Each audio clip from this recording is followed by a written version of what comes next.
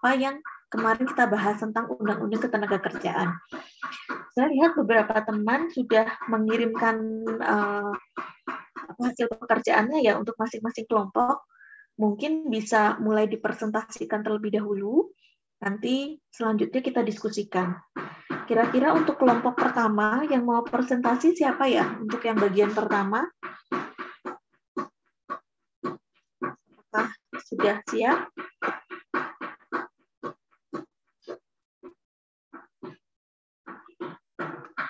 Ayo. Untuk bab pertama,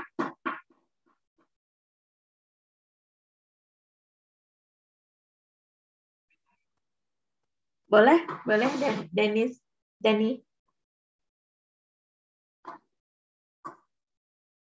Nggak apa-apa. Yang penting kita bisa meng-highlight bagian mana sih yang menurut kelompok Dani itu penting untuk kita perhatikan gitu ya.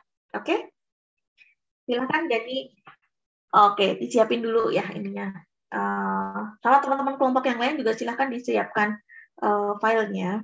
Jadi tadinya saya pagi ini mau mengundang Mbak Umu gitu ya. Mungkin teman-teman banyak juga yang udah kenal ya. Mbak Umu, alumni PKN yang saat ini sedang merintis usaha di bidang kenukliran gitu ya. Saya kira itu baik untuk bisa di-share ke teman-teman pengalamannya. Mungkin kalau di kewirausahaan tentang bagaimana fight-nya dia untuk membangun suatu usaha, tapi kalau di etika profesi ini mungkin lebih detail ke hal-hal apa yang bersinggungan dengan hukum, hal-hal apa yang bersinggungan dengan norma, dan seterusnya. Nah, itu yang pengen kita dapat gitu ya dari Mbak Umu. Cuman hari ini beliau nggak bisa, jadi digeser di minggu depan. Nah, silakan nanti teman-teman juga bisa menyiapkan pertanyaan-pertanyaan ya, apa yang pengen teman-teman ketahui. Beliau dulunya PPR, terus sekarang punya usaha. Jadi dua hal itu mungkin bisa di-sharing, bisa di-share dan bisa digali pengalamannya. Seperti itu. Oke. Silakan kelompoknya Dani kalau sudah siap. Sudah. Ya.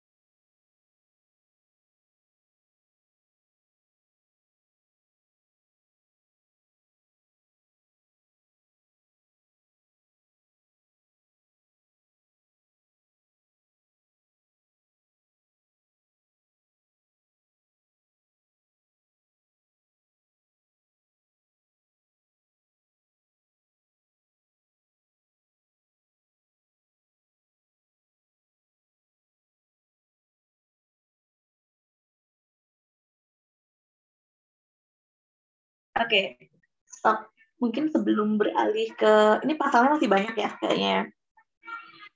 Masih banyak, oke. Mungkin dari 19 pasal yang sudah disampaikan oleh Dani, kira-kira ada nggak highlight tertentu yang menurut teman-teman, oh, ini kayaknya penting nih. Kira-kira ada nggak? Kita diskusikan ya. Coba, ada nggak teman-teman yang menangkap, oh ternyata ini penting banget nih. Ada nggak?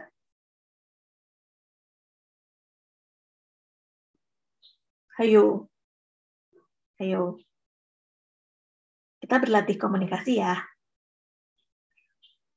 Ada nggak teman-teman dari 18 ini ketika mendengarkan gitu ya, tadi tentang apa itu definisi ketenaga kerjaan, bla bla bla dan seterusnya, kemudian ada tentang kompetensi dan pelatihan. Nah, kira-kira ada nggak yang menurut teman-teman itu menarik untuk digali? Ayo. Kalau menurut saya pasal 18, Ibu. Masalah apa? 18. 18 apa itu? Yang tenaga kerja berhak memperoleh pengakuan kompetensi kerja setelah mengikuti pelatihan kerja. Misalnya kan mana tahu kan Oke. Terus? Mana tahu kan Lanjut. nanti kan kita kan apa nih, nanti kan lulus punya sertifikat PPR tapi mau kerja tahu-taunya malah nggak diakui gitu sertifikat kerja kita, SIB-nya. Oke, itu satu. Ada yang lain lagi? Bagus itu, satu. Terus? Ada lagi? Teman yang lain mungkin? Ada nggak? Ayo. Ini udah semester 7 loh. Kita ketika diskusi krik-krik loh. Ada nggak? Yang teman-teman harus tahu bahwa setiap pekerjaan itu pasti punya ikhtisar jabatan masing-masing. Ikhtisar jabatan tuh uraian kerjanya tuh mau apa aja gitu ya. Jadi kalau misalnya nih, misalnya seorang sekretaris, oh dia harus bisa misalnya ngetik, harus bisa bikin surat, harus tahu tentang sistem informasi misalnya seperti itu. Atau seorang PPR, seorang PPR dia harus memastikan bahwa program proteksi itu berjalan baik. Untuk memastikan itu dia harus kompeten. Kompetennya dibuktikan dengan apa? Dengan lisensi. Nah, masing-masing pekerjaan itu punya uraian pekerjaan sendiri atau ikhtisar jabatannya sendiri dan membutuhkan kompetensi tertentu. Nah, pelatihan itu diperlukan untuk merefresh kemampuan orang, untuk menambah kompetensi gitu ya. Itu diperlukan untuk setiap pegawai. Makanya kalau di pegawai negeri itu ada wajib bagi pegawai negeri untuk mengikuti pelatihan 40 jam per tahun gitu ya. Mungkin kalau di swasta beda lagi aturannya, tapi itu ada untuk merefresh kemampuan pegawai gitu ya. Tetapi kalau yang berkaitan dengan lisensi, tadi kata temanmu, belum tentu itu diakui. Betul, jadi misalnya ada seorang PPR, kemudian dia secara mandiri mencari kompetensi lain, entah itu AR, entah itu OR. Nah, itu kalau dia mencari sendiri, artinya belum tentu perusahaan itu membutuhkan. Karena memang nggak sesuai dengan job yang dia kerjakan. Gitu ya. Tapi kalau memang perusahaan itu membutuhkan kompetensi orang itu, gitu ya, dengan memiliki lisensi tersebut, maka biasanya secara inisiatif, perusahaan itu akan mengajukan Anda, menugaskan Anda untuk mengikuti pelatihan tertentu, untuk dapat lisensi itu. Nah, kemudian gimana ya kalau misalnya saya udah capek-capek nih bayar lisensi itu kan mahal ya. Mungkin kalau Anda ketika ikut pelatihan di STTN nggak terlalu berasa biayanya. Mungkin Anda hanya keluar uang untuk pelatihan check up kesehatan macam-macam 1 juta lah, anggap paling mahal 1,5 juta. Tapi kalau di luar Anda untuk cari lisensi PPR OR itu minimal 7 juta. Di perusahaan swasta mungkin bisa sampai 10-14 juta. Kan sayang ya, udah dapat segitu, udah ngeluarkan uang segitu, dan Anda mampu dibuktikan dengan Anda dapat license itu, sementara perusahaan tidak mengakui. Terus, kira-kira menurut Anda baiknya gimana? Ayo, ada loh tadi ada klausul yang itu memungkinkan Anda punya peluang baru. Bisa mengkreat sesuatu yang baru. Apa coba? Ada nggak?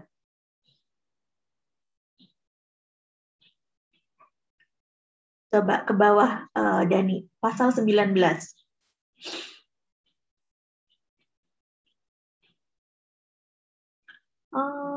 Mana ya tadi ya? Yang bisa diselenggarakan oleh lembaga atau perusahaan gitu ya. Ya nggak?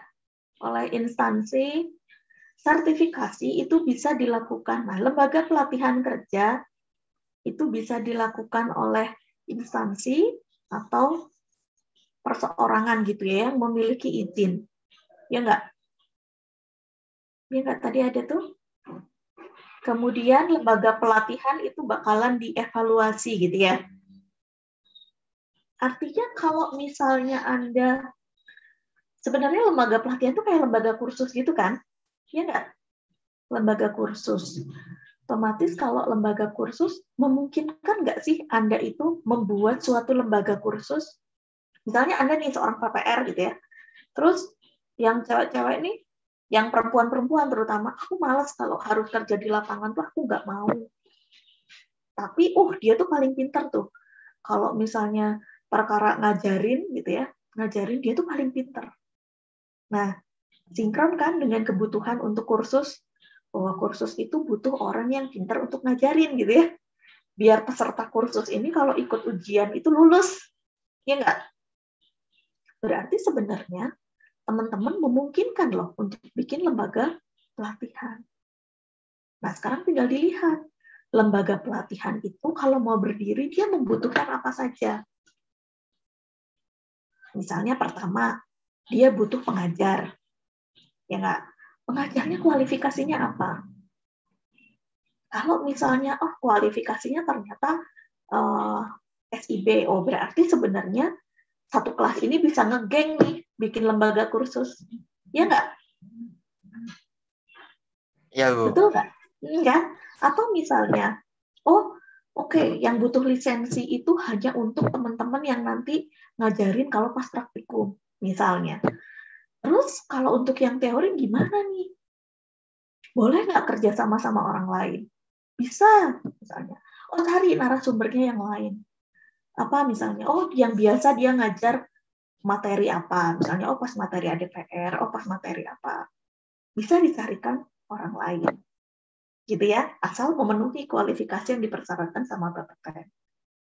Nanti tinggal dibayar tuh sebagai narasumber. Bisa tuh sebenarnya kalau dari peserta ada uang sekian, terus nanti untuk narasumber ada sekian, kita kasih aja honor sekian. Kita masih punya batik nih. Bisa kan kayak gitu? Iya, itu kalau hanya pelatihannya aja. Terus gimana nih kalau praktikum? Itu kan harus ada peralatan. Nah, dilihat persyaratan dari lembaga kursus itu memiliki peralatan atau punya alat peraga pada saat praktikum. Kalau misalnya persyaratannya ada peralatan pada saat praktikum, berarti bisa sewa. Ya nggak? Berarti bisa sewa. Tapi kalau harus ada, ya berarti harus beli. Nah, kalau beli, berarti gimana nih anggarannya? Mau patungan atau mau cari donatur, atau mau gimana? Atau mau pinjam bayar tanpa bunga? Itu juga kan memungkinkan. Kayak gitu. Itu kayaknya peluang yang bisa teman-teman tangkap. Tinggal dilihat nih, kira-kira kalau aku bikin lembaga kursus seperti ini, siapa calon konsumennya? Nah, itu harus bisa dipetakan. Ya, itu kebayang teman-teman? Kebayang nggak? Iya, Bu, kebayang, Bu. Ya, jadi itu sesuatu yang itu tantangan untuk dirimu sendiri, tapi sebenarnya itu juga bisa jadi peluang untuk Anda juga. Kayak gitu. Ya, itu cuma pandangan aja. Memang nggak semudah yang saya sebutkan ya. Anda pasti nanti akan menghadapi banyak hal, tapi kayaknya itu nggak sulit deh untuk dikerjakan. Walaupun nanti di belakangnya efeknya, wah berarti nanti jumlah PPR-nya tambah banyak ya, bla bla bla dan seterusnya. Tapi menurut saya naik turun tantangan untuk berkompetisi itu perlu. gitu ya. Itu kalau kalau syukur-syukur kalau misalnya teman-teman tuh bisa mengkursus, bisa mensertifikasi, terus bisa menyalurkan, misalnya menyalurkan tidak hanya di dalam negeri, bisa jadi untuk proyek-proyek di luar negeri. Kan proyek itu kan nggak hanya di dalam negeri ya, nggak hanya di Indonesia, tetapi bisa jadi di luar negeri. Nah itu butuh orang untuk mengkomunikasi. Nanti dulu. Itu. Ini loh, di pintu. Ya, itu mungkin bisa difikirkan. Ada untung ruginya, ada tantangannya, ada komentar miringnya, ada efek positifnya. Nah itu. Tapi tidak selalu PPR. Mungkin lembaga pelatihan apapun. Bisa jadi misalnya les-lesan anak SMA misalnya. Itu juga cukup menjanjikan. Karena saya dengar dari beberapa alumni juga ya posisi di rumah mengadakan kursus daring gitu ya, les-lesan daring itu minimal dia dapat 7 jutaan. Itu kan lumayan ya. Itu income yang mungkin nggak terfikir gitu ya bisa sebanyak itu, ternyata seperti itu. Pekerjaannya bersih tapi itu mengeluarkan semua potensi yang Anda punya. Oke, lanjutkan atau ada yang lain? Ada pandangan lain yang bisa didiskusikan? Silakan. Dari saya, Bu. Silakan. Kalau dari saya pribadi ini Bu, pasal 5, Bu. Pasal 5 apa coba dilihat? Tunjukkan Dani. Nah, oke. Tiap tenaga kerja memiliki kesempatan yang sama tanpa diskriminasi untuk memperoleh pekerjaan. Nah, tapi di sini ini sebenarnya kalau menurut saya bukan rahasia umum bahwa diskriminasi terutama ketika kita mencari pekerjaan tuh ada gitu, Bu. Ya mungkin contoh minimal aja, contoh simpelnya lah, pas kita daftar pekerjaan pasti yang dilihat itu kayak lulusan dari mana gitu kan. Oh iya. Itu kan menurut saya tuh termasuk salah satu diskriminasi, tapi ya ibaratnya semua orang tahu gitu loh, Bu, kayak ada yang sampai mungkin kayak bilang kerajaan suatu universitas di tempat kerja tersebut. Bahkan kayak yang berpengalaman pun bisa kalah sama yang mungkin fresh graduate tapi dia lulusan salah satu kampus apa gitu. Mungkin menurut saya itu, Bu. Iya. Itu kalau dari kata yang negatif ya. Maksudnya dari sisi kita kan ketika melihat suatu masalah atau suatu objek itu bisa dari dua sisi gitu ya. Bisa dari sisi gelapnya, bisa dari sisi terangnya gitu ya. Kalau saya mungkin di diskriminasi ini saya lebih suka melihat membahasakannya mungkin link and match kali ya. Link and match di sini tuh maksudnya gini. Saya pasti lebih tahu apa yang diajarkan STTN kepada mahasiswanya daripada mahasiswa di UGM itu dikasih pelajaran apa saja. Kebetulan saya punya perusahaan yang itu bergeraknya di bidang kenukliran yang membutuhkan pekerjaan ABCD. Nah, karena saya tahu dan saya sudah memastikan gitu ya, karena memastikannya dengan cara mungkin saya berkomunikasi dengan STTN bahwa saya membutuhkan tenaga kerja yang punya kemampuan ABCD.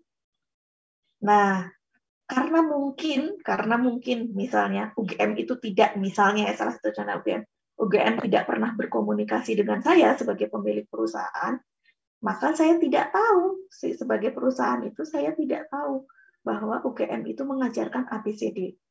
Dan kalaupun saya tahu dari silabusnya, saya tidak bisa memastikan dengan baik bahwa anak ini bisa. Nah, makanya kenapa banyak perusahaan yang misalnya kepala atasannya itu orang ITB, ngambilnya anak ITB. Kalau atasannya orang UGM, pasti ngambil UGM. Kalau atasannya orang STTN, pasti ngambil STTN. Itu sebetulnya, kalau dalam bahasa yang lebih terang ya, bukan diskriminasi, tapi link and match-nya itu udah terbangun.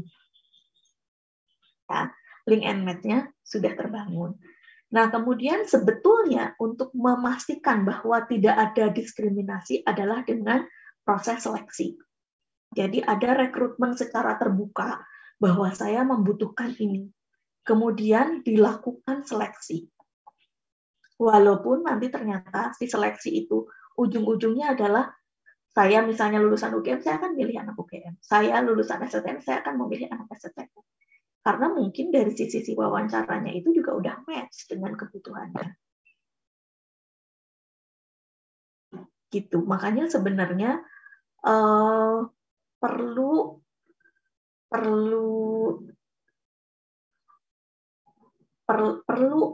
teman-teman itu mencoba perusahaan-perusahaan baru, volunteer gitu ya, karena terus terang kita tidak punya nama besar. Kita udah banyak berjuang sih dengan mencoba berkomunikasi dengan perusahaan-perusahaan. Di sejak 2001 sebetulnya STN sudah mencoba untuk berkomunikasi dengan banyak perusahaan, tetapi emang kendalanya banyak. Bukan hanya dari nama STN-nya aja, bukan hanya dari nama prodinya, tapi bukan hanya dari nama nuklirnya, tapi dari program D4-nya saja, itu tuh kita harus berjuang sendiri saat itu untuk memastikan bahwa D4 ini setara dengan S1. Gitu. Jadi sebenarnya ya banyak tantangannya, banyak yang sudah dilakukan, tapi memang lambat gitu ya, seolah-olah lambat, karena memang kita nggak, di waktu dulu itu kita nggak dapat dukungan penuh dari pemerintah. Dan itu bukan hanya tantangan dari STN. Semua program D4 di Indonesia itu mengalami hal yang sama dengan kita. Itu saja masih mendingan daripada D3.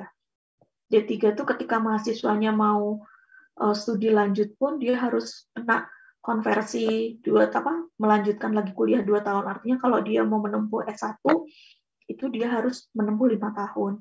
Kalau D4 kan mau S2 ya langsung S2 aja. Paling banyak matrikulasi untuk memastikan aja Anda udah cocok gitu ya dengan program S2 yang diambil. Seperti itu. Jadi kalau saya mungkin melihatnya dari sisi yang lebih terang, bukan diskriminasi sih, tapi link and match. Nah, link and match ini harus dibangun.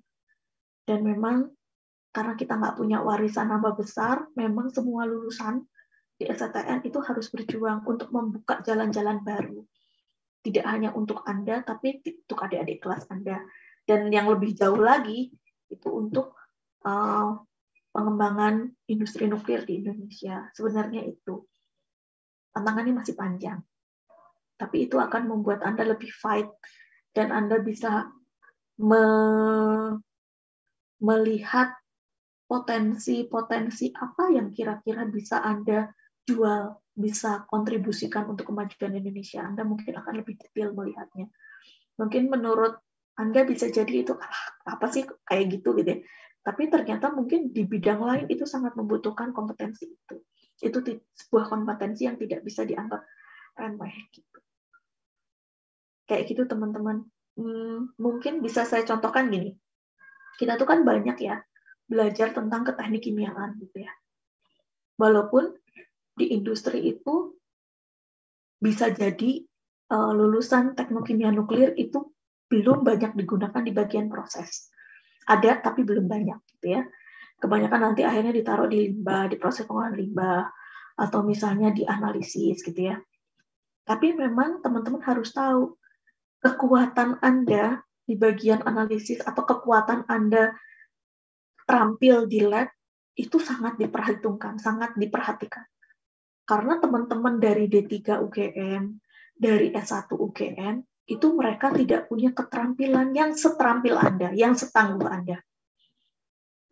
Walaupun Anda ngerasa, aku tuh belum bisa apa-apa, tapi yakinlah pernyataan saya bahwa Anda lebih jago di lab daripada teman-teman yang di kampus lain. Kenapa? Karena mereka itu biasa dilayani oleh laboran. Apapun dilayani oleh laboran. Peralatan apa nggak boleh pegang kecuali operator. Sementara Anda dilatih dari semester 1 harus bisa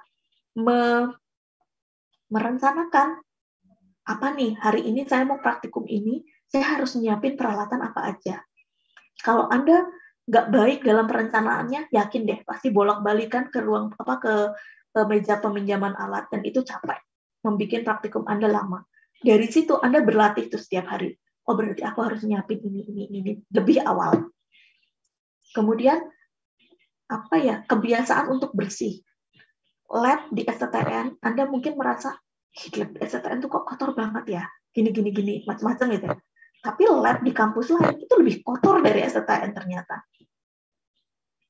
Lebih kotor dari kita. Jadi nanti Anda akan terbiasa ketika lihat sesuatu yang kotor-kotor tuh hatinya tuh nggak rela gitu loh. Pasti otomatis Anda ambil lap apalah. Nah, sikap-sikap seperti itu tuh ternyata dilihat oleh orang lain. Atau care terhadap data penelitian, care terhadap sampel penelitian. Nah, itu di kampus lain tidak merasakan itu karena semua peralatan itu semua bahan sudah disiapkan oleh laborannya. Jadi cuma tinggal ibaratnya kayak orang jualan cendol itu loh, tau nggak? Atau jualan cincau, atau boba gitu, cuma tinggal ngambil bobanya, ambil gulanya, campur, udah jadi. Sementara kan Anda mikir, bikin larutan tuh dihitung dulu, nyampurnya nanti gimana, nyari bahannya di lemari mana. Nah itu ternyata itu kemampuan yang memang dibutuhkan. Jadi kalau bisa tuh perusahaan tuh nerima pegawai tuh nggak usah ngajarin, udah langsung cemplung, udah bisa sendiri, tinggal jobnya ini, silahkan cari sendiri. Nah itu anak STTN bisa seperti itu. Dan itu di UGM cukup diakui. Di UI juga diakui seperti itu. Jadi bukan kami ya, bukan kami para dosen yang bilang seperti itu, tapi dosen-dosen di UGM, dosen-dosen di UI itu menyampaikan seperti itu.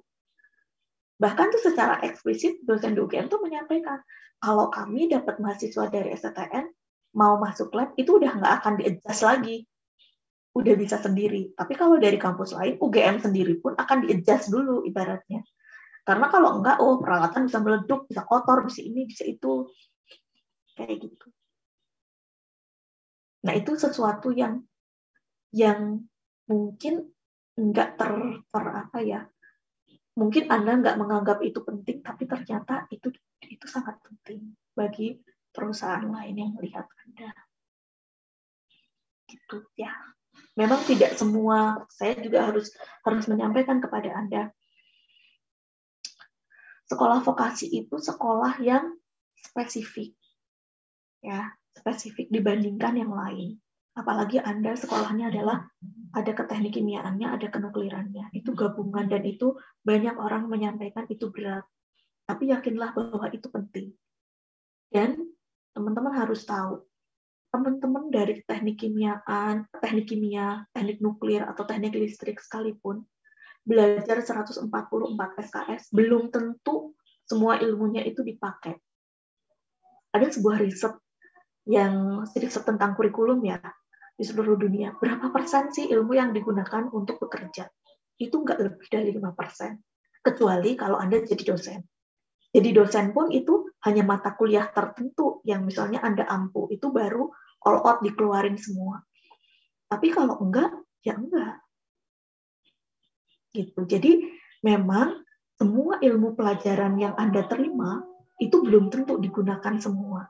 Tapi sikap Anda yang dilatih dari semester 1 sampai semester 6 itu akan membentuk Anda jadi karakter yang seperti apa. Bisa difahami teman-teman? Bisa, Bu, bisa. Bisa ya. Nah, itu jadi karakter itu yang sangat penting. Apalagi Anda embel-embelnya nuklir. Embel-embelnya nuklir itu ada 2 yang dilihat. Keselamatan dan keamanan. Jadi pasti gitu ya. Jadi pasti Anda tuh ketika akan melakukan sesuatu, ini aman nggak ya? Ini selamat nggak ya? Memastikannya gimana? Dan itu akan terbawa ke semua kehidupan Anda.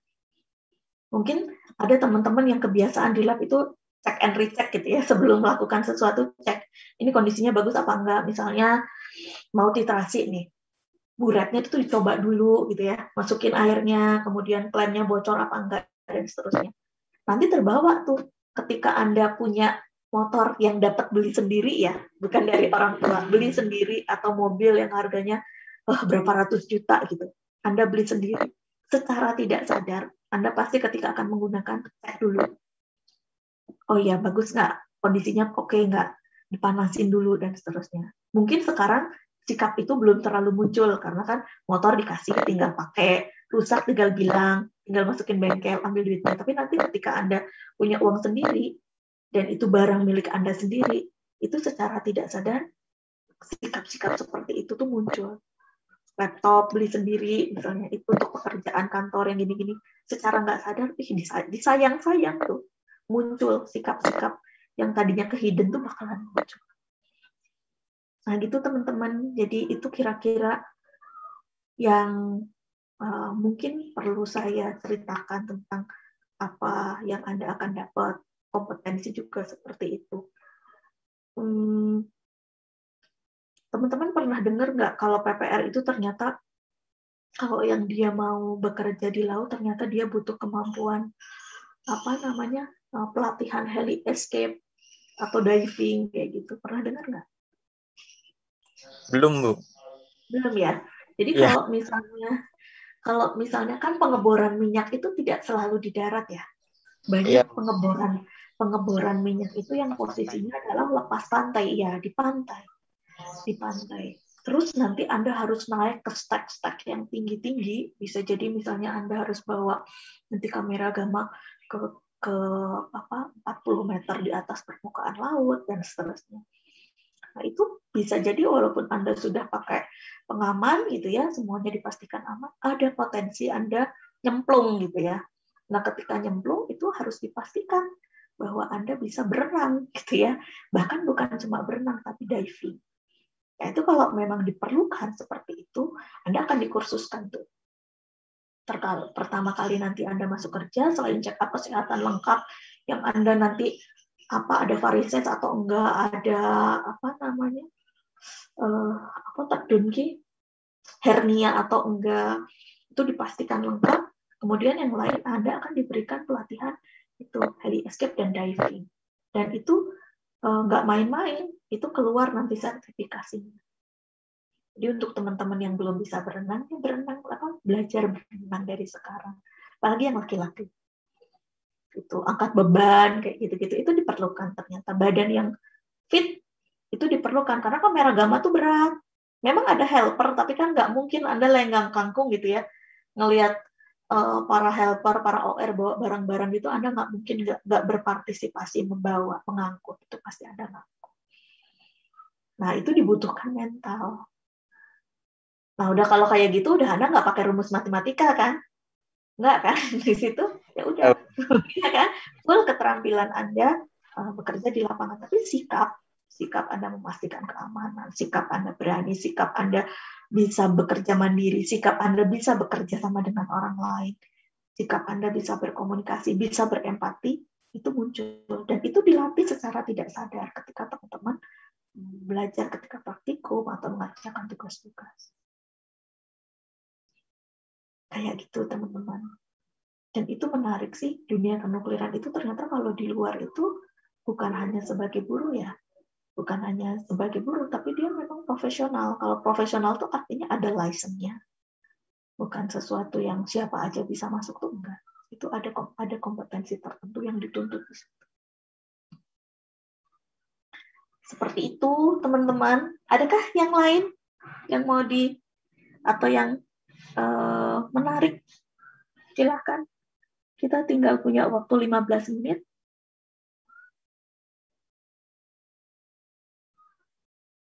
Nggak ada? Oke, dari sisa pasalnya, Dani, kira-kira coba ada nggak beberapa, misalnya nggak usah dibacakan semua, tapi beberapa yang menurut Dani ini penting. Menurut kelompoknya Dani itu penting, teman, untuk didiskusikan dan untuk diketahui.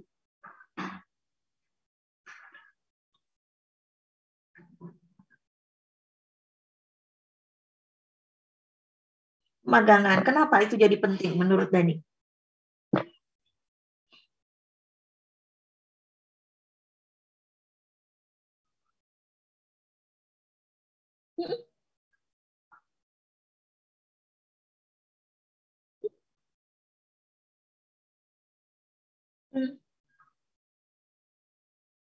Iya, iya. Jadi MBKM itu sebenarnya wajib buat semua kampus. Wajib buat semua kampus. Aturan itu muncul di 2020. Nah, terus itu berlakunya untuk apa? Untuk kurikulum baru. Jadi MBKM itu diberlakukan untuk kurikulum baru. Nah, STTN sendiri kurikulum barunya itu adalah 2000 angkatan yang semester 1 ini ya, itu pun belum diterapkan. Jadi nanti ketika misalnya diterapkan di semester 2, maka mahasiswa semester 1 itu akan mengkonversi, mengekivalensi mata kuliah yang diambil di semester 1 dengan kurikulum baru. Nah, yang Anda, apakah betul Anda tidak melaksanakan MBKM? Anda melaksanakan MBKM, tapi belum full gitu ya, belum seperti mahasiswa nanti yang semester 1. Kalian melakukan MBKM dalam bentuk yang pertama adalah KP. KP itu termasuk MBKM karena ada mata kuliah tertentu yang Anda pelajari ketika KP. Ya enggak, bukan sesuatu yang bebas gitu kan, enggak, tapi ada mata kuliah tertentu yang itu memang relate sama kampus, sama prodinya gitu. Kan enggak mungkin juga misalnya Anda teknokimia nuklir tapi Anda KP di bidang pemasaran, kan enggak. Nah, itu sebenarnya bagian dari MBKM. Dan itu memang kampus-kampus juga menerapkannya bertahap. Nah, kemudian kalau kita ikutan magang yang dengan pendanaan dikti gitu ya. Magang dengan pendanaan dikti, kita memang belum bisa mengakses itu. Kenapa? Karena kita masih kampus yang di bawah lembaga. Kita nggak bisa. Jadi secara peraturan kita mengikuti dikti. Tapi secara anggaran kita tidak bisa mengakses miliknya dikti. Jadi anak tiri emang nggak bisa mengambil dana dari situ. Nah, kemudian terus gimana? Ya udah, kita memang nggak kita harus terima bahwa itu kita tidak bisa mengakses itu. Bukan hanya magang mahasiswa, magang dosen pun begitu, tidak bisa mengakses dana dari dikti. Tapi apakah tidak bisa dilakukan? Bisa, dengan dana STTN sendiri. Nah, untuk yang pertama ini, kalau Anda masih, karena kan Anda posisi di semester 7 ya, Anda KP seperti yang biasa. Kemudian di tahun ini, PKN sendiri sudah mulai mengirim 2 dosen untuk magang. Yang satu Bu Dita di BUMN, yang pabrik gula, kemudian Bu Maria untuk yang di Radio Farmaka, di PTRR dan Kimia Farma. Kenapa? Karena memang kita melihat di situ ada potensi untuk dikembangkan. Nah, kemudian ada satu lagi sebenarnya pemagangan yang Bu Vivi, yang dengan Pekalongan ya, untuk pengolahan limbah batik. Gitu. Cuman memang karena Bu Vivi sekolah, maka pemagangannya itu nggak bisa bisa didokumenkan, tapi nggak bisa didanai oleh STTN. Seperti itu. Jadi pemagangannya nanti anggarannya bentuk yang lain. Tapi ada 3 dosen yang sudah dikirimkan untuk itu. Apa yang diharapkan dari program pemagangan dosen? Harapannya pertama bisa bawa di jari. Yang kedua bisa membawa masalah dari industri. Kemudian yang ketiga bisa melihat kira-kira mana yang bisa dikembangkan sampai nanti muncul lisensi. Jadi kalau misalnya nih mahasiswa kita mau magang di sana, paling enggak yang terdekat untuk mahasiswa semester 5 ya. Nanti ketika mereka semester 6, harapannya mereka bisa magang industri. Nah, magang industrinya itu misalnya salah satunya misalnya Limbah Pekalongan misalnya. Di Limbah Pekalongan di sana magang tuh dia. Nah, kita udah punya tuh mata kuliah apa yang kira-kira bisa dibendel untuk program magang itu. Misalnya yang pertama tentang proses gitu ya, proses industri kimia untuk pengolahan limbah, proses batiknya. Terus kemudian ada misalnya pengolahan limbah. Kemudian misalnya ada lagi tentang analisis misalnya. Terus ada lagi tentang ketiga lingkungan misalnya. Nah, itu 4 mata kuliah itu bisa diambil di satu waktu ketika mereka melaksanakan magang industri. Dan program magang industri itu dilakukannya 6 bulan. Kalau kurang dari 6 bulan, dianggap bukan program magang industri. Artinya 1 semester. Kayak gitu. Dan keluarannya bukan hanya nilai KP, tapi nilai dari masing-masing mata kuliah ini. Munculnya nilai. Bukan hanya di-assess dari laporan, tetapi kita akan cek satu-satu kompetensi dari capaian pembelajaran setiap mata kuliah itu tercapai nggak ketika dia melakukan magang di industri itu. Syukur-syukur kalau sampai keluar lisensi. Misalnya ketika belajar di pengolahan limbah kan ada K3 lingkungan tuh. Bisa nggak muncul ketika berakhir itu ujiannya langsung ujian lisensi K3 kimia misalnya, atau K3 umum misalnya gitu, atau misalnya analisis, bidang analisis, bisa nggak muncul analisis apa misalnya, misalnya dapat kayak lisensi untuk analisis, terserah dia misalnya dasar kimia atau instrumen apa gitu yang dia gunakan. Atau misalnya dia di bidang kenukliran. Oh, misalnya kayak yang di PPR itu, yang di produksi radiofarmaka, berarti ada mata kuliah proses, ada limbah, ada K3 pasti, kemudian ada peralatan nuklir misalnya. Terus oh ya ini ada nih yang proteksi radiasinya ada. Oke, bisa nggak ketika dia magang di situ nanti hasil akhirnya, ending akhirnya adalah keluar lisensi petugas proteksi radiasi untuk radiofarmaka, misalnya kayak gitu. Nah kayak gitu teman-teman. Jadi pengennya muncul masing-masing tuh seperti itu nanti endingnya. Tapi ini belum selesai karena magang dosennya juga belum selesai dilaksanakan. Jadi kita masih mulai melihat ada nih mata kuliah ini, nanti lisensinya akan muncul ini. Termasuk yang di pabrik gula. Kayaknya kalau bisa muncul lisensi untuk boiler, bagus juga. Gitu teman-teman. Bu, Hey. berarti ibaratnya ini kita kayak cari kayak misalnya fokus di TKN ini apa gitu. Misalkan ya tadi kan sebenarnya kayak kan KP kan Bu, kayak menurut kami kayak misalkan ya radiofarmaka terkhusus mungkin radio labeling gitu kan Bu. Nah itu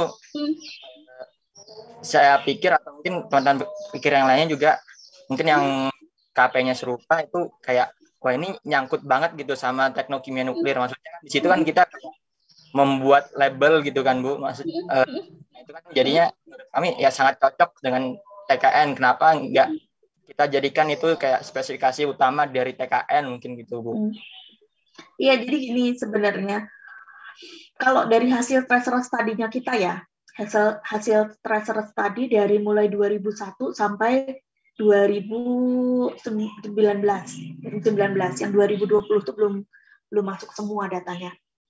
Jadi memang lulusan kita itu belum mengumpul di satu bidang tertentu. Jadi masih nyebar di banyak bidang gitu ya. Nah dari situ kita menyimpulkan bahwa sebenarnya kebutuhannya itu ada, tapi jumlahnya tidak terlalu banyak. Kebayang? Jadi misalnya, untuk bidang kenukliran, ya ada. Di bidang proses, ada.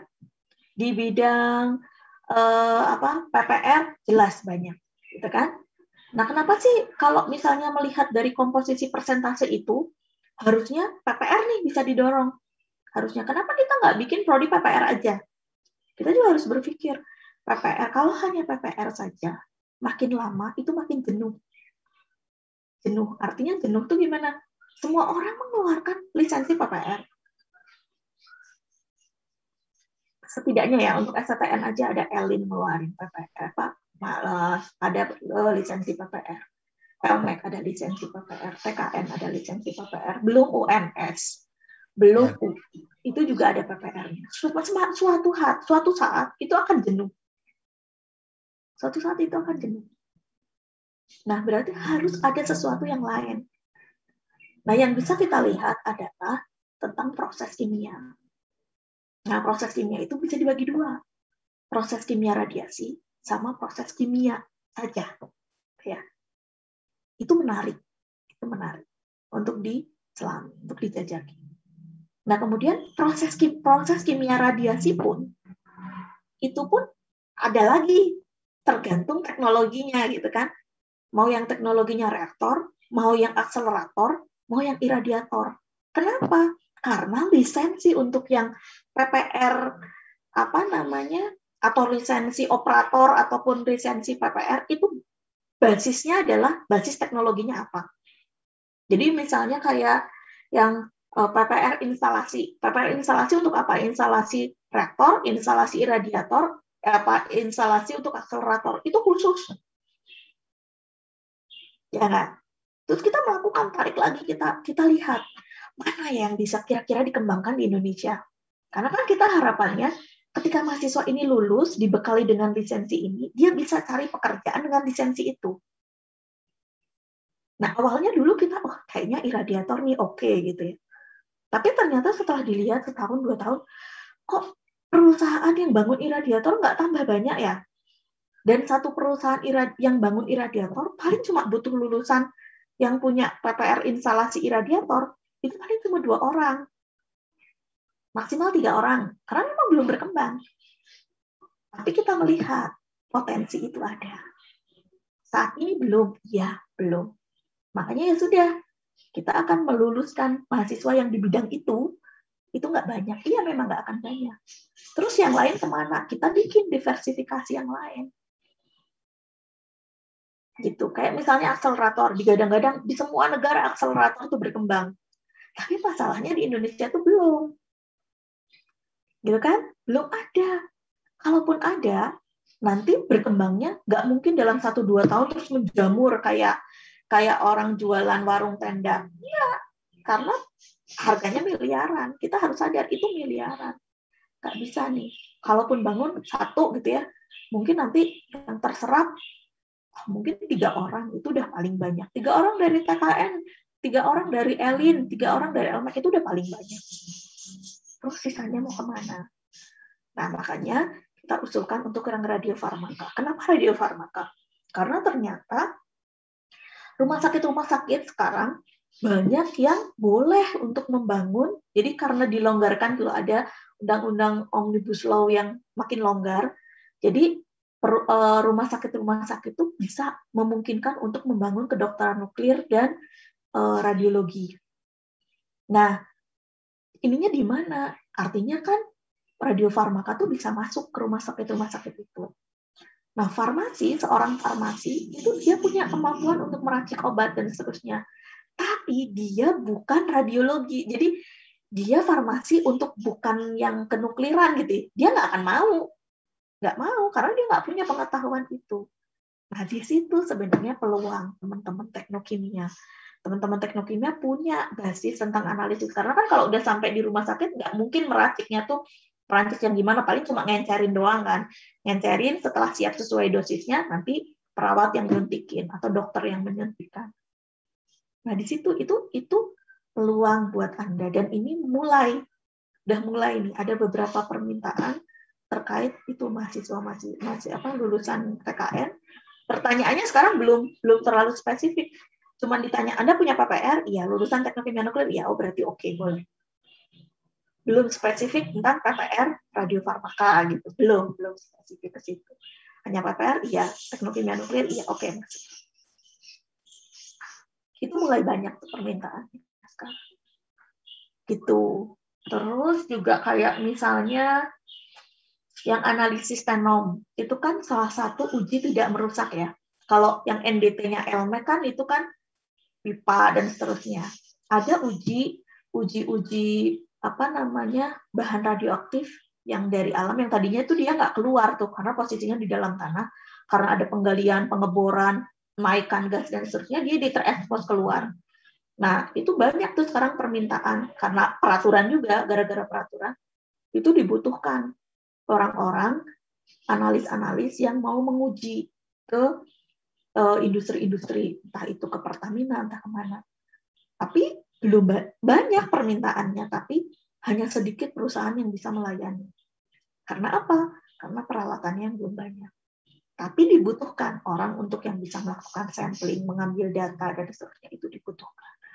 Nah, makanya banyak perusahaan-perusahaan yang merekrut lulusan-lulusan PKN untuk bisa melakukan sampling itu. Apakah orang lain bisa melakukan samplingnya? Belum tentu, karena mereka nggak dapat tentang spektrometri gamma misalnya, atau cara analisis untuk radionukleida, mereka nggak ada. Kayak gitu teman-teman. Jadi mohon bisa difahami, memang berbeda kita dengan negara lain, misalnya kayak Rusia atau yang lain gitu ya. Karena kalau mereka industri nuklirnya memang sudah berkembang. Jadi udah fokus gitu loh. Kalau ini lulusan dari sini maksudnya ke sana karena memang industrinya udah ada. Sementara kita industrinya belum ada. Ditambah lagi kan Batan sekarang juga pemerintah nggak perhatian ya dengan itu, sehingga kita dilebur untuk jadi satu dengan BRIN. Maksudnya biar kita bisa berkontribusi untuk bidang lain itu lebih banyak. Gitu. Dan mudah-mudahan dengan digabung seperti itu kita bisa lebih menunjukkan apa yang kita bisa, apa yang bisa kita lakukan, apa yang bisa kita kontribusikan, sehingga orang jauh lebih mengenal kita. Gitu. Ya emang kita harus berjuang bersama sih untuk yang nuklir ini. Jadi ya gitu teman-teman, Anda spesifik, Anda tidak semua orang membutuhkan, tapi ketika Anda dibutuhkan, karena Anda langka, maka nilainya akan lebih mahal dibandingkan yang lain. Gitu. Oke? Oke, Bu. Bisa difahami ya? Bisa difahami ya? Ya mudah-mudahan itu nggak membuat Anda terus jadi maksudnya rendah diri gitu ya, enggak, tapi justru Anda harus semakin percaya diri bahwa Anda bisa dan Anda memang unik, Anda memang langka gitu. Saya nggak tahu teman-teman ada yang udah punya itu belum sih, apa sih namanya, zaman sekarang saya juga belum nyoba sih, link ID apa sih, LinkedIn. LinkedIn. LinkedIn ya. Link ID ya. Iya, LinkedIn. Nah, coba itu dijajaki karena menurutku itulah cara Anda membranding diri Anda sendiri, bahwa Anda punya apa, Anda punya kemampuan apa. Silakan. LinkedIn sekarang isinya nggak kayak dulu lagi, Bu. Jadi LinkedIn tuh sekarang malah kayak Facebooknya bapak-bapak gitu, Bu. Bukan ngebahas apa-apa, cuman gitu. Iklan gitu, cerita jelas. Jadi LinkedIn udah nggak ini lagi, Bu. Udah nggak ini lagi ya? Apa dong? Apa yang terbaru sekarang apa, Nan? Terbaru apa, Nanda? Jobstreet. Sekarang masih belum tahu, Bu. Belum tahu ya? Paling prakerja. LinkedIn udah nggak. Ya, Jobstreet kayak gitu, Bu, sih. Sayang yang dong. LinkedIn udah mulai orang ke itu isinya malah bukan hal-hal yang keren-keren kayak kerja dulu, ada sambungan kerja dengan alumni. Bayanganku kan gitu kan, itu cara Anda untuk ini loh, aku tuh punyanya ini. Jadi cara memudahkan kalau orang butuh jasa kita gitu ya, dia tinggal nyari di situ gitu loh. Kita juga bisa membangun brand diri kita tuh di situ. Gitu. Jadi kita senyap-senyap aja, tapi rekeningnya penuh gitu. Senyap-senyap aja di rumah gitu, di kamar gitu, tapi duitnya penuh. Mungkin kalau baru tuh ini, Bu, Jobstreet, Bu. Oh, Jobstreet ya, balik lagi ke Jobstreet ya, kayak zaman dulu ya. Kan zaman dulu ya Jobstreet kan. Ya nggak apa-apa, di situ Anda pokoknya ya mungkin dengan teman-teman melihat gitu ya, orang lain tuh punya apa dan seterusnya. Bukan teman-teman jadi follower ya, bukan, tapi bisa melihat orang lain tuh membranding dirinya tuh seperti apa sih. Kayaknya kita udah nggak bisa menggantungkan diri lagi ke siapa atau ke sekolah, atau ya itu sekolah iya sebagai inputan utama, tapi setelah itu Anda tuh harus bisa mencari yang lain karena tantangannya berbeda, benar-benar berbeda. Anda mahasiswa sekarang yang lulus di 2022 ya nanti ya, 2022 dengan zaman saya yang lulus dari STN 2001. Beda banget tantangannya. Kalau zaman saya benar-benar ya udah cuman belajar dari STN aja, begitu lulus nggak pakai ngelamar kemana-mana, tapi kita dilamar dari perusahaan mana-mana yang kita malah jadi takut gitu ya, diteleponin sama perusahaan, nggak ditanya, cuma ditanya kamu punya SIB, iya punya, kamu dari prodi apa, ini bisa pakai survei meter, iya bisa, ditanyain satuan gitu ya, 1-2 pertanyaan bisa, ya oke, kamu mau nggak kerja di tempat saya, gaji 7 juta gitu, padahal zaman dulu gaji itu masihnya 2 jutaan lah, itu 7 juta kita malah jadi takut sendiri gitu ya, bener enggak gitu. Tapi di tahun Anda tantangannya udah beda, justru Anda yang harus bisa menjual kemampuan Anda, bahkan kalau perlu Anda nggak usah menjual diri Anda, tapi Anda bikin sesuatu, Anda bisa bikin perusahaan sendiri. Itu tantangan yang berbeda, apalagi semuanya sekarang harus online kan, udah mulai mau nggak mau semua arahnya ke online gitu. Nah, itu ada yang mampu mengikuti. Anda harus mampu untuk mengikuti itu. Kalau enggak, Anda akan sama seperti zaman saya. Bedanya apa? Padahal Anda lahir lebih baru, udah lebih milenial. Gitu. Saya pun masih terus belajar ya, walaupun tersendat-sendat gitu ya, karena beda periode. Tapi itu harus dilakukan. Kalau enggak, saya juga akan hilang, akan tergilas gitu. Nggak bisa ngapa-ngapain. Tuh. Ya. Oke. Kita mau sampai jam berapa ini? Nanti setelah Jumatan. Asik ya ngobrol. Ya Bu, kalau udah tingkat akhirnya fokusnya mulai cari kerja. Iya, terkait masa depan tuh soalnya. Atau Anda harus declare Anda pengen apa, dan kayaknya Anda nggak boleh berhenti untuk mencoba. Mumpung masih muda, gagal mah biasa, anak baru lulus. Dan itu mental itu nggak dimiliki oleh orang-orang tua, apalagi misalnya udah usianya di atas 45 gitu ya. Mental seperti itu nggak dimiliki. Kenapa? Karena mereka udah buntutnya udah panjang.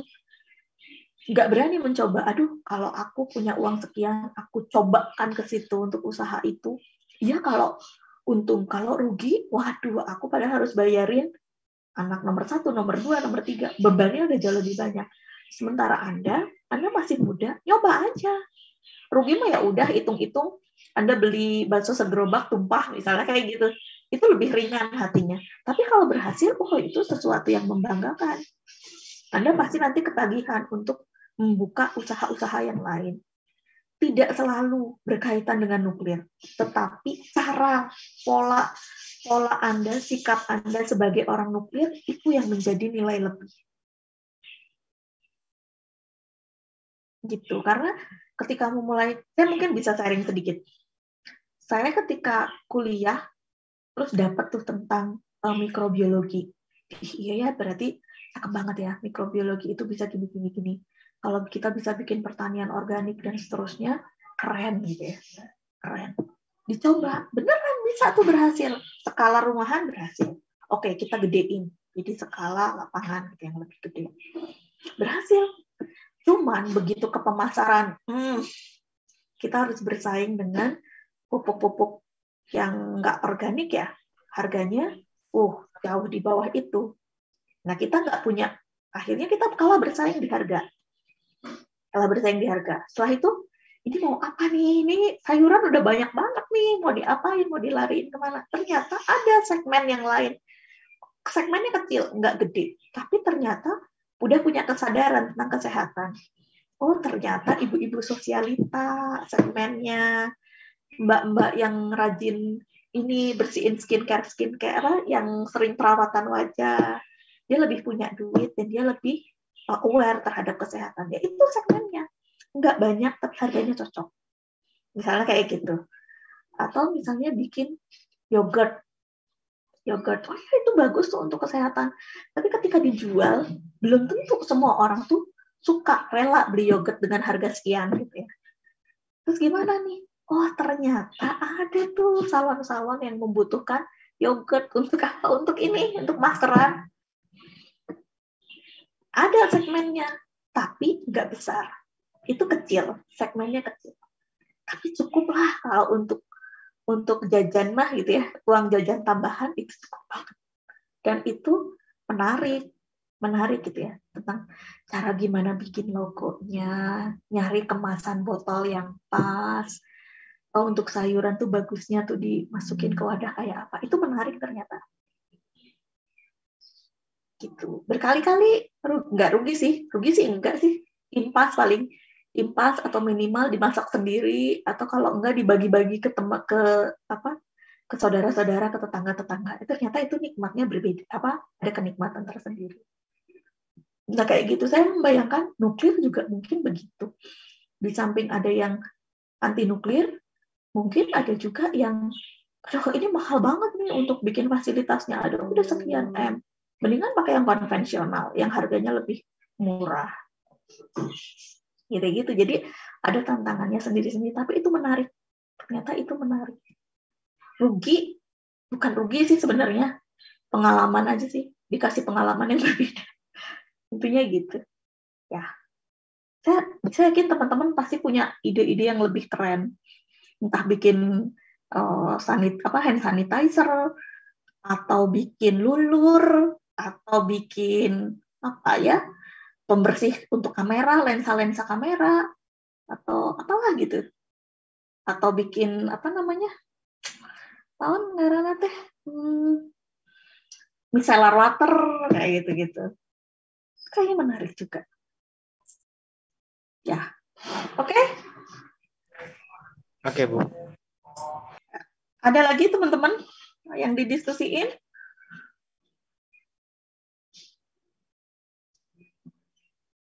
Ada nggak? Kalau nggak ada, saya cukupkan ya. Kita lanjutkan di pertemuan berikutnya. Nanti kalau misalnya kita punya sela-sela waktu, mungkin nanti kita lanjutkan untuk yang kelompok 2. Jadi besok, insya Allah di minggu berikutnya kita akan ketemu sama Mbak Umu. Kita akan gali apa sih suka dukanya dia sebagai lulusan STTN yang bekerja di bidang PPR, kemudian kenapa kok dia buka perusahaan baru, mental-mental apa yang harus dimiliki, yang harus mulai dipupuk gitu ya. Nanti itu teman-teman silahkan gali, tanya sampai puas gitu ya. Kalau ada sisa waktu, nanti kelompok 2 siap-siap untuk mempresentasikan. Nggak usah dibaca semua, tapi kira-kira pasal yang menurut Anda ini penting untuk di-share sama-sama. Oke? Itu portal udah dibuka, silahkan presensi, nanti 10 menit lagi akan saya tutup untuk presensinya. Oke, cukup ya. Terima kasih teman-teman sudah gabung di kuliah etika profesi siang ini. Mudah-mudahan ada manfaatnya, ada ilmu yang bisa diserap, dan kita semua bisa selalu bertemu dalam keadaan sehat. Terima kasih, kurang lebihnya saya mohon maaf. Wassalamualaikum warahmatullahi wabarakatuh. Waalaikumsalam. Terima kasih, Bu. Sama-sama. Terima kasih, Bu. Bu, maaf Bu, presensinya udah ini. Udah tertutup. Udah close. Oh iya, oke.